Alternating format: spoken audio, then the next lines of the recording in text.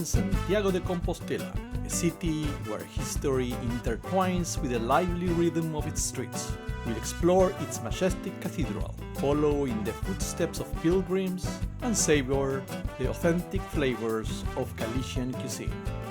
Welcome to Trailblazing Adventures, where we bring you itineraries, recommendations, and practical tips for unforgettable journeys. Begin our journey in the iconic Plaza del Obradoiro, the meeting point for travelers and pilgrims alike. Located on the western side of the Plaza del Obradoiro is the Rajoy Palace, a neoclassical building culminating in the equestrian figure of Santiago Matamoros. Matamoros, which translates to Moor Slayer, refers to the historical miraculous role attributed to the Apostle James in medieval Christian Spain. Moros, or Moors, is the term used for the Arab and Berber Muslim invaders during the Reconquista. To the left of the cathedral stands the ancient hospital of the Catholic monarch, built in 1499 to provide care for weary pilgrims arriving after the long journey on the Camino de Santiago. Today, this magnificent Renaissance building has been transformed into the Parador of Santiago. The Plaza del Obradoiro isn't just a collection of historic buildings. It's also a lively stage where the excitement of pilgrims, or caminantes as they're known, reaching the end of their journey resonates. It's a scene that marks both a spiritual destination and a symbol of shared achievement and emotion. The Cathedral of Santiago de Compostela is one of the most important monuments in Christendom. Its history dates back to the 9th century when human remains believed to be those of the Apostle James were discovered. The cathedral features several facades. The main Obradoiro facade is a Baroque masterpiece. The Platerias facade is the only remaining Romanesque facade. It's adorned with the elegant Berenguela Tower, built in 1676 in the Baroque style. On the northern side, you'll find the Holy Door, which is only open during the Jacobean years, a medieval tradition that occurs just 14 times per century, whenever July the 25th falls on a Sunday. The Azabacheria facade, on Baroque style, built in the 18th century. We enter the cathedral through the entrance at Plaza de las Platerias. The cathedral is open from 7 a.m. to 9 p.m. and the entry is free. As we step inside, we are greeted by the majestic main nave of the cathedral. With its towering arches and columns, this Romanesque nave stretches for 19.7 meters, creating an impressive space that lifts your gaze towards the heavens.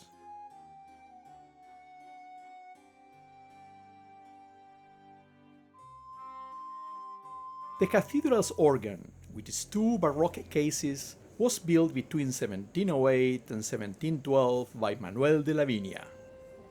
Restored and modernized in 1978, it continues to impress with its resonant music, maintaining its historic grandeur at the heart of the main nave. In the cathedral crypt, you'll find the remains of the Apostle James. For many pilgrims, descending into this sacred space represents the thrilling culmination of the Camino.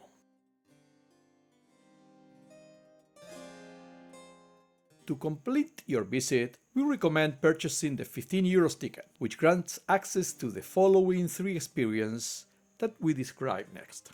The Portico of Glory, a masterpiece by Master Mateo, sculpted between 1168 and 1188, is an imposing sculptural ensemble representing the celestial vision of the Apocalypse. It's a deeply moving artistic experience. Photography and filming are not allowed in this area. During the rooftop tour of the cathedral, I had to face my fear of heights. From here, you can get a close-up view of the imposing twin towers and the statue of Santiago the Pilgrim from a unique perspective, contemplating his figure from behind. You can also see the clock of the Berenguela, and access one of the towers for spectacular views of Santiago and the Plaza del Obradoiro.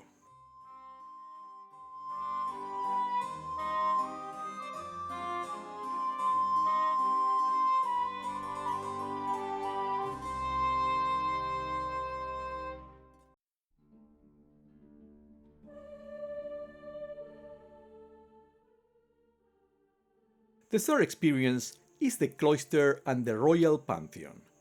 The cloister of the Cathedral of Santiago de Compostela, built between 1521 and 1590, is one of the jewels of the Renaissance in Galicia. Surrounded by arches adorned with Renaissance motifs, it stands out for its harmonious proportions. In the side chapels of the cloister, you can admire the impressive Chapel of the Relics, a masterpiece in Cuban cedar known for its intricate craftsmanship. Additionally, the Virgin of the Milk, a delicate sculpture representing the unconditional love of a mother for her child, can be found in one of these chapels, a powerful image of maternal love that transcends its religious meaning. Santiago has more to offer beyond its cathedral. Just steps away, you'll find the monastery of San Martin Pinario, a Baroque sham. At the University of Santiago, you'll encounter the beautiful cloister of the Fonseca Palace, notable for its delicate arches, a well-tended garden, and the statue of Alonso de Ser de Fonseca. This beautiful park is the perfect setting to remind you to help us out by liking this video and subscribing for more itineraries, reviews, and recommendations. We continue along the lively Rua do Franco, named after the French merchants who settled here in the Middle Ages.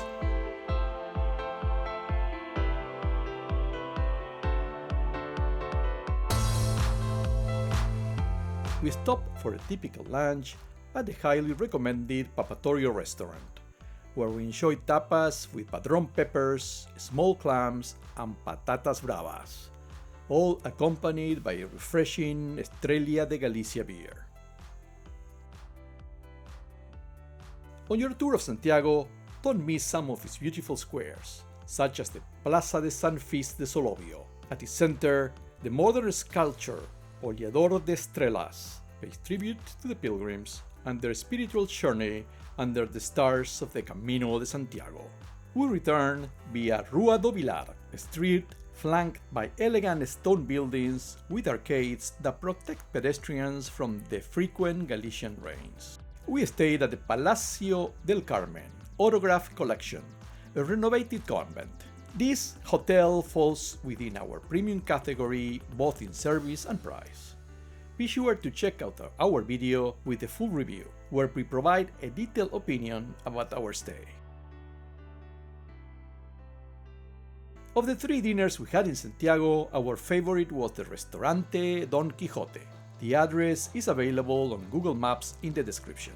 This restaurant, mentioned in the Michelin Guide, is a legendary spot for Galician cuisine, run by the same owners since 1979, who here is greeting us warmly. We enjoy an exquisite Galician stew, caldo gallego, Don Quixote-style roast suckling pig, and a beefsteak, finishing with an excellent coffee and a complimentary chupito. It was one of our best dinners in Galicia, earning our stamp of exceptional gastronomy on trailblazing adventures. Santiago at night, with its illuminated squares, takes on a special dimension.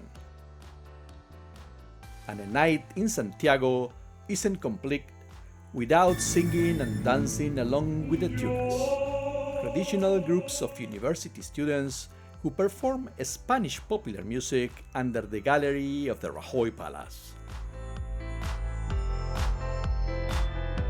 I hope you enjoyed this video. Here are 2 more videos on Galicia. And as always, happy travels!